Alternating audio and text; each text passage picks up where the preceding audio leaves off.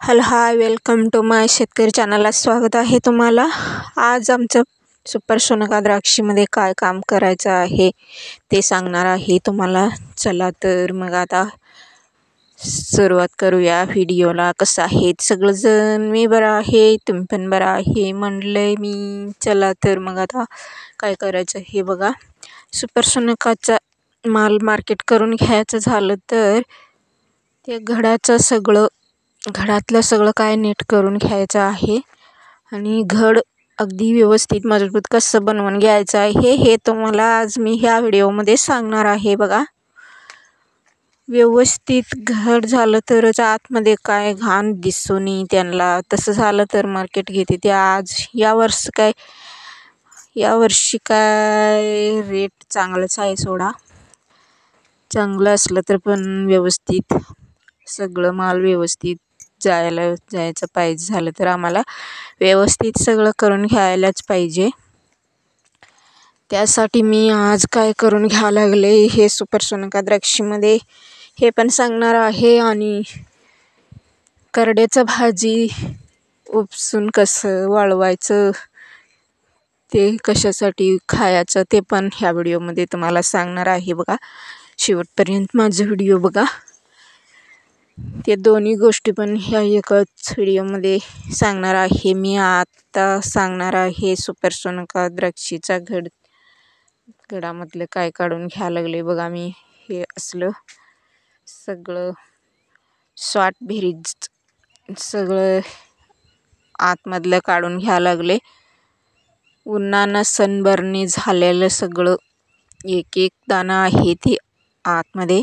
जरा ऊन पडायला लागले म्हणून सनबर्नी झाले एक दाणं, ते पण काढून घ्यायला लागले.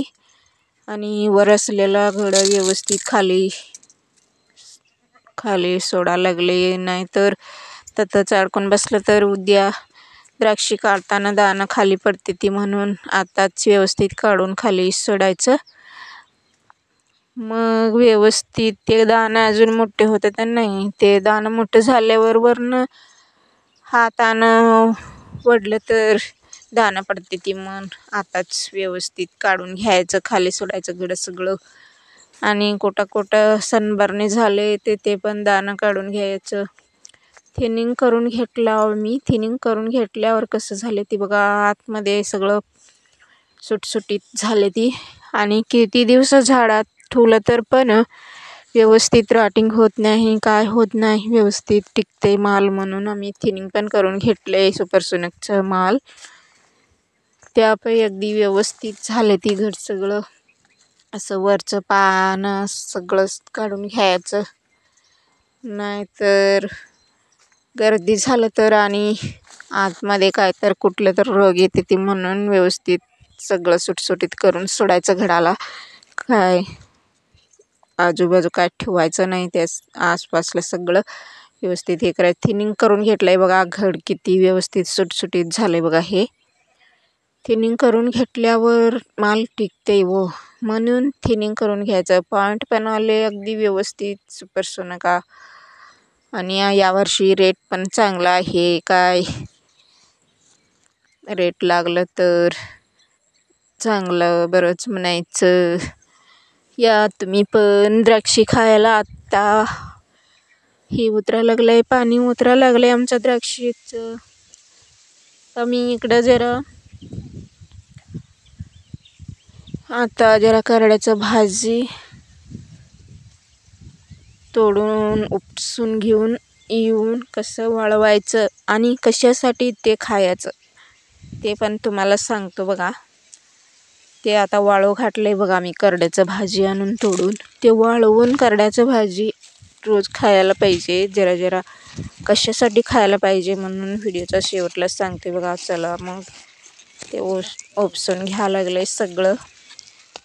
दरवर्षी करड्याचं भाजी थोडं तर पिकात टाकतो मी. ते उपसून वाळवून ठेवतो. मग ते रोज एक जरा खाल्लं तर माणसाला ते आयुर्वेद औषध असल्याने करड्याचं भाजी. ते कशासाठी खायचं म्हणलं तर ते आम्हाला शरीराला आयुर्वेदिक म्हणून ही होते. आयुर्वेदिक कशासाठी आयुर्वेदिक आहे म्हटलं तर ते आम्हाला ते शरीरामध्ये मूतखड्याचं हे असतंय ना, त्याच्यासाठी लई चांगलं हे रोज खायला पाहिजे. कसं वाटलंय माझं व्हिडिओ, लाईक करा, कमेंट करा. Thank you, Namaste, all the best.